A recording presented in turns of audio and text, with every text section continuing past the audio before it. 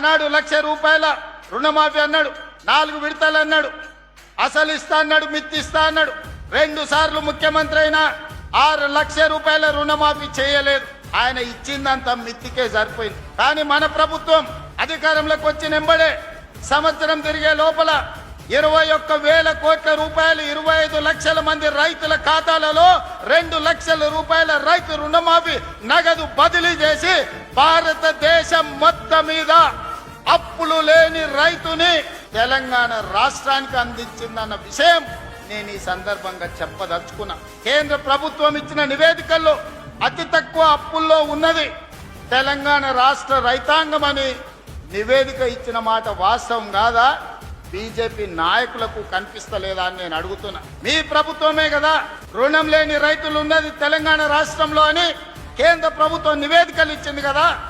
BJP నాయకులు అది చదువుకుంటే రైతుల కోసం మన ప్రభుత్వం చేసిన మేలు ఏందో ఈనాడు కళ్ళకు కట్టినట్టుగా కనిపిస్తుంది.